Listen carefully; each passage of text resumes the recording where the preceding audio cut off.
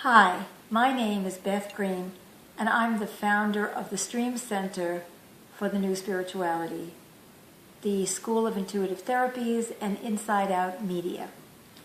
Today, I'm here to talk about play. I recently wrote an article for the Life Connection magazine talking about getting the ego out of play. And I promised that I was going to do an accompanying video to talk about how to bring more play into our lives. But first, let me talk a little bit about what I mean by taking the ego out of play. Let's say when we're kids, we're out there swinging a bat and a ball, and the kids are playing in the neighborhood, and it's stickball, as we used to call it, where I was growing up in New York City. And you just swung the bat or the stick, and if you hit something, great. If you didn't, well, all of a sudden there's Little League, and there's school, and there's pressure, and people are waiting to see if you're going to hit the ball, and there are teams, and are you going to strike out, and you're the last kid who strikes out the team.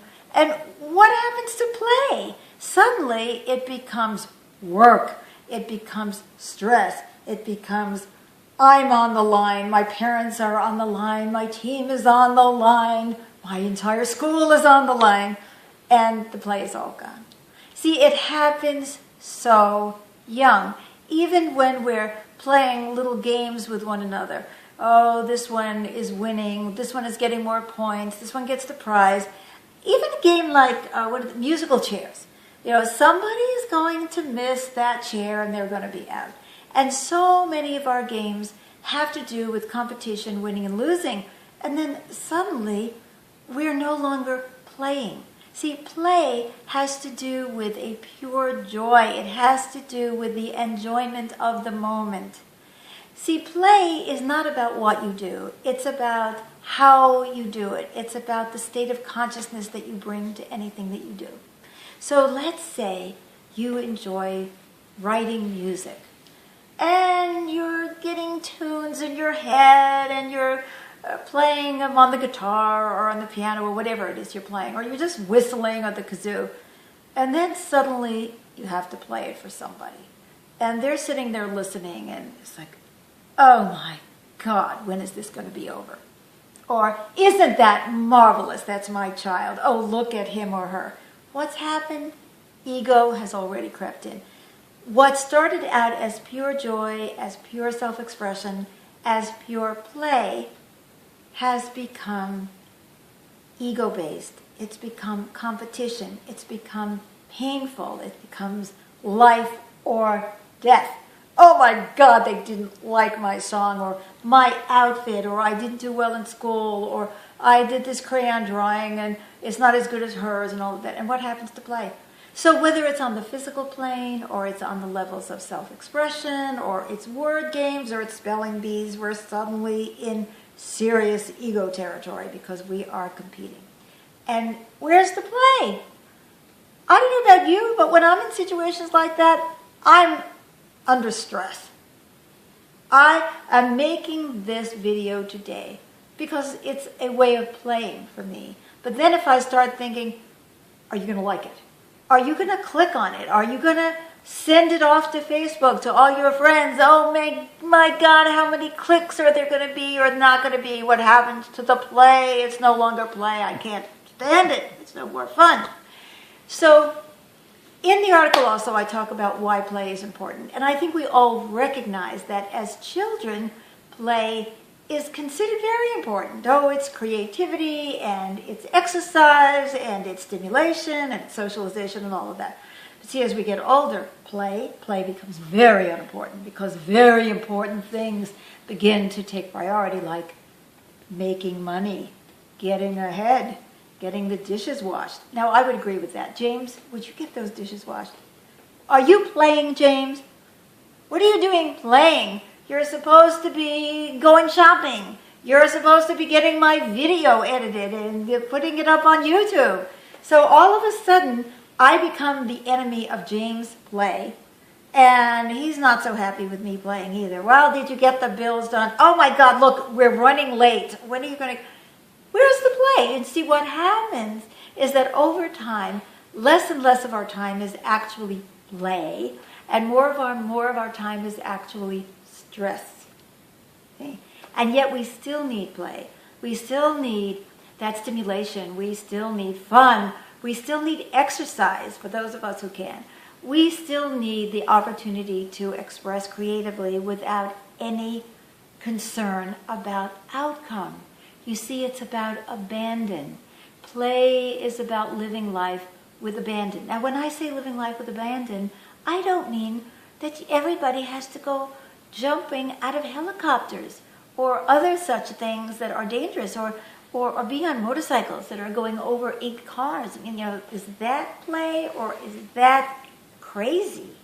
People put their lives and limbs in danger, and their brains as well, because our brains also can be impacted by concussions, in order to prove something. Oh, I am so macho, or I am going to break my own record, or I'm going to put on that football thing and I'm going to win one for the home team and everybody's going to look up to me. And then we're sacrificing our bodies, the ones that we're supposed to be exercising, the parts of us that are supposed to be stimulated, the parts of us that are supposed to be revitalized and regenerated. You see, we're actually endangering ourselves because we're not playing anymore.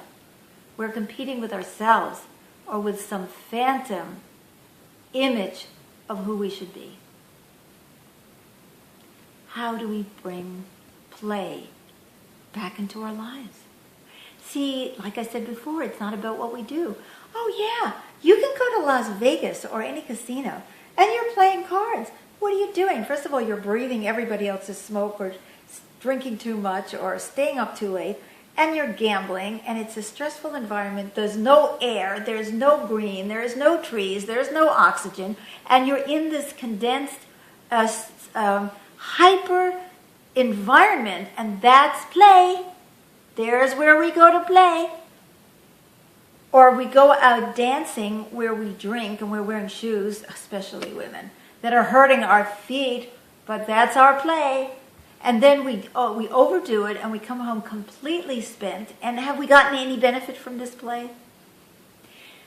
There are so many levels of ways that play has been undermined for us, commercialized, egoized. See? So what we need to do to have more play in our lives is take the ego out of everything, and then everything becomes much more playful. Now, I am not going to tell you that you can approach just everything in life as play. You know, your husband's in the hospital, he's had a stroke, you're wondering if he's going to be a vegetable. Well, you can play, you can laugh, you can joke, you can kibitz with your friends. You can joke about his becoming a vegetable. You can do all of those things. You can joke with him. You can get hysterical in the cafeteria with someone who's next to you who's going through the same thing. And so even in the worst situations, we can bring in elements of play and fun. But the essence of these situations are stressful. And it takes, I don't know what kind of a human being to not feel that stress. I think it's impossible. And in those moments, you see, play becomes an incredibly important release of stress. And so in the direst of circumstances, play is important. Even there, I remember when my father died. Oh, this was, almost 40 years ago, I have to tell you. And when he died, I went back to New York, and we were all doing the usual Jewish rituals, and people would come to the door very solemn with the lugubrious look on their faces. Oh, I am so sorry for your loss, and all of that stuff. And of course, they felt that that was the only appropriate way to approach us. And after day after day after day, it's like we couldn't stand it. I mean, how much can you cry? And my brother and I got some balloons, and we started hitting balloons towards each other just to play. We needed to play. And then somebody would come to the door. Well, we couldn't be seen hitting balloons around when our father had just died. I mean, God forbid anyone would catch us playing at a moment like that. So, but see, even at moments like that, we need to play. I've had lots of personal, quote, tragedies where my life seemed like it was over. And maybe in some ways my life was over. Yeah, but I could still find a way to come back to play. So there is a way of finding joy, laughing, joking about ourselves, being playful, being innocent. You see, play is about innocent enjoyment of existence. Pure enjoyment of existence. Even in the hardest times, yes. And then in every other moment of our lives. See, it's great if you want to go dancing. Go dance. Dance in your living room. Dance in comfortable shoes. Don't get drunk. Don't worry about how you look.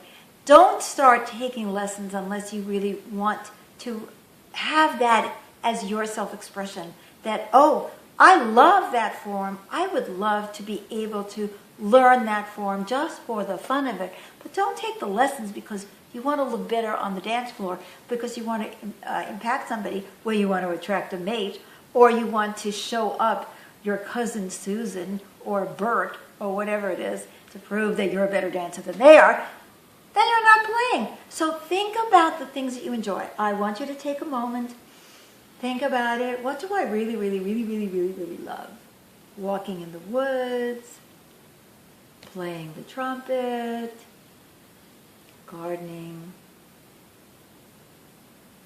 word games, taking a walk in the middle of the city. Anything that you really enjoy. Sex. And see how ego has crept in. Now, I'm going to give you a minute to think about that. So think about that. Think about the things that you enjoy and see how your ego may have already crept in. The ego that says, I have to prove something about myself, my value, my worth, how good I really am.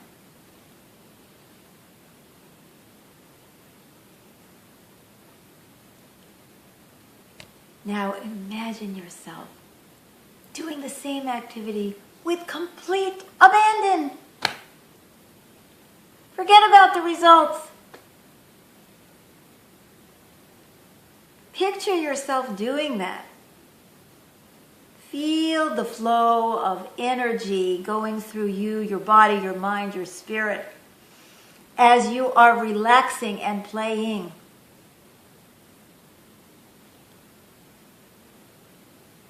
Now I'd like you to think of something that maybe you don't think of as play, like going to work or going to the supermarket. I want to tell you something. I have been bedridden or housebound for many, many, many, many years in my life. And I'm not as housebound now because, thank heavens, I have somebody who takes me out, and I'm very happy about that. But if it was just for me because my health is so poor, I couldn't do that. Well, for many, many years, I was housebound, or I was too sick even if I had somebody to take me out. So, I mean, many, many decades. And when I would get to go out, I remember going to the health food store because I started feeling a little bit better. And I stood at the health food store and I went into the vegetable department. And I thought I had died and gone to heaven. I could feel so much chi coming out of those vegetables. I was laughing, talking to everybody. I started talking to the people, the checkout counter. It was play. I wanted to play, because I was out. I was out of prison, see? And so for you, maybe the end of your day, you're tired, or you're crabby, you don't want to do it, or you don't know why you're the one who's having to do the shopping, why doesn't the other one do the shopping? Think about it. Think about if you could never shop. Think about, and I don't mean just for clothes, I mean think about if you couldn't get up and you couldn't be ambulatory, and there's many of us humans who are in that kind of situation. Just think how much fun it would feel like just to be able to go to a store and just walk around. Oh my God, what play that is, you see. And relating to everyone. One of the ways that I play, especially because I am so chronically ill and disabled, is that I love to meet with and interact with people. So you see, if I had a chance to go to the store and I had a chance to talk to the cashier, wow, that was a treat. That's a lot better than being in solitary confinement when you're stuck in bed or in a room year after year, right? You really begin to value, oh my God, in fact, when things are really bad and I can't go out, well, I can talk to somebody on the phone. I'm ordering something online. I'm talking to the phone company. There's a person there. There's a chance that I might actually be able to interact with them. Now, what is the point that I'm making? I'm not trying to tell you that I'm so great. What I'm trying to tell you is that just about anything can become playful when we are looking for the juice. And that juice is not only the self-expression and the games, as I was talking about before. The play is in the love. It's in the interactions. It's in the feeling of interactions with the vegetables. I mean, what is it that is so fun about these things? What's so great about walking in the woods? Well, you feel the energy of the trees. You're in a conversation with those trees, even if you're not conscious of it. When you are walking down the street in the city where I grew up in New York City, I would be walking down the street and I'd hear the music coming out the windows. I lived in Puerto Rican neighborhoods and there was all this great salsa from every window. And I could feel the life and I was interacting with life. Yes, interacting with life. Not just people, but yes, people. People, dogs, animals, vegetables, plants, everything. Interaction, creative, in that moment, spontaneous interaction without any intention other than to just experience, other than to exchange wonderful feelings, energy, and love. That's play. That's what makes life playful. So think about something that doesn't feel playful, like going to work every day. And think about how you can take that experience and make it more playful. You may not want to be there, guys, but if you have to be there anyway, play, play, play. That's my advice. Thank you so much for joining me for this edition of Inside Out Television.